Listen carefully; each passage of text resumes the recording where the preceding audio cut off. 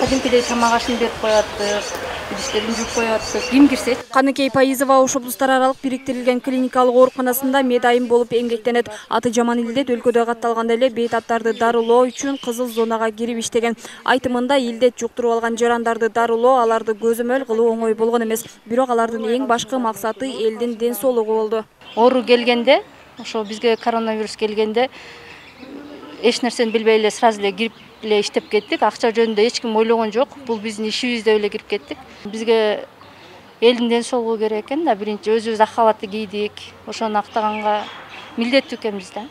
Оор кырдаалда жан уруу иштеген медайымдардын, дарыгерлердин деги бардык кызмат кылган медицина кызматкерлеринин эмгеги бааланууда. Өкмөт буга чейин убада кылган кошумча төлөнүүчү акыны берди. Мынтип эмгектери бааланып жатканына алар ыраазычылыктарын билдиришет. Обеспечение жакшы болуп атты. Тамак аш 3 маал как положено жакшы берилип атты. Зарплатаны ошо айткан суммада эле 39 000 алдык. Кошумча акчаны. Анан өзүбүздүн бир ставка зарплатабыз сакталды, анда калдык. Ден соолугуңу, өзүңүн жаныңы гароого коюп киресиң да. Анан биз өзүбүз ушул кесипти тандап алгандан кийин добровольный кирип аттык, бардыгыбыз эле добровольный кирдик. Анан акчасын төлөбөйбү оюбузда жок эле киргенбиз, башында киргенбиз да биз. Анан бирок чыккандан кийин как положено төлөп берди. Сүйүнүп акчабызды иштетип отуруп калдык. Бул учурда кызматкерлердин баары керектүү коргонуучу каражаттар менен камсыз болушту. Бир гана ковид менен ооругандарды карагандар эмес, башка бөлүмдөгүлөр да камсыздалды. Кызыл зонада иштеген дарыгерлердин үй бүлөсүнө жардамдар көрсөтүлүп жатты. Оору менен алышкан дарыгерлер эң аз дегенде 1,5 ай үйүнө барган эмес. Ковид башталгандан бери мүмкүн болушунча бизди кызматкерлерди ушул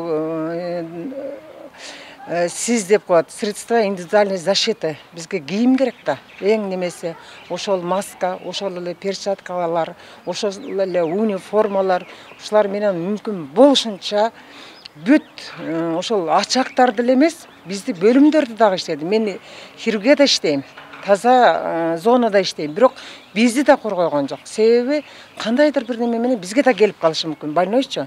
Ошол убактарда ушу өзүңүздөрдү этият кылыңыздар деп ушул ушунчалык бизди эскертип, ушул формалар менен обеспечить этип турду. Ал эми Ош шаардык клиникалык ооруканасынын билдирген маалыматына караганда, кызыл зонага кирип иштеген кызматкерлерге жогорудагы суммалар өкмөт тарабынан бөлүнгөн. Буга оорукана иштеген кызматкерлерди тактап өзү билдирме жөнөтөт.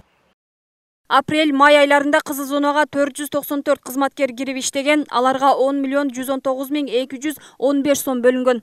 Июнь айында 496 кызматкер кирип 8 931 890 сом бөлүнгөн. Кызыл зонага кирип иштеген дарыгерлерге кызмат акы күнүнө 2300 сом, медайымдарга 2000 сом, кенже кызматкерлерге 1800 сомдон төлөнөт. Ошондо иштеген күнүнө карап кошумча акы төлөндү. Бардык шарттарды колдонуп аттык. Бизге өкмөт тарабынан берилген акчалар төлөп атты. Рахмат ошончолук төлөгөнгө. Бирок биз акча үчүн эмес, ошо элдин саламаттыгы үчүн иштедик. Бизге ошо элдин ден соолугу, анан баягы өзүбүздү сыйласак, ошол элди сыйлаган болуп жардам бердик, колдон келген жардамды бердик. Рахмат элге, анан мындай ыктыярчылар аябай жакшы жардам берип атышты. Эч нерседен кем болбодук. Бүт бар жокту тейлеп атышты. Өкмөт убада кылган кошумча акылар өлкөнүн бардык ооруканаларында берилип жатат. Эң башкысы дарыгерлер стимул болгонун айтып, илдетти жеңүү үчүн жарандардын да жардамы керектигин айтышат. Ал жардамдар беткап тагынуу, антисептик каражаттарды колдонуу жана өз алдынча дарыланбоо. Мимоза Жаныбек кызы, Бексултанабиев, Ынтымак. Премьер-министр Кубатбек Боронов салыктык отчетторду тапшыруу мөөнөтүн 2020 жылдын 1 октябрына чейин узартуу токтомуна кол койду. Бул тууралуу экономика министрлигинин маалымат кызматы кабарлады. Анын ичинде мамлекеттик социалдык камсыздандыруу каражаттары жана жергиликтүү маанидеги инфратүзүмдү өнүктүрүү боюнча отчетторду берүү мөөнөтү да узартылган. Мындай чечим өлкөдөгү эпидемиологиялык кырдаалга байланыштуу аймактык салык органдарына калктын жыйналуусуна жол бербөө жана COVID-19 инфекциясынын жайылып кетүү тобокелчиликтерин азайтуу максатында кабыл алынган. Ошондой эле бизнес коомчулугунун кайрылуусу да эске алынганы белгиленет. Ага ылайык жеке ишкерлер жана уюмдар 2020 жылдын 2-кварталындагы отчетторун жана 2020 жылдын 1-июнунан 31-августуна чейинки отчетторун жазуу жүзүндөгү арызы жок эле 1 октябрга чейин бере алат.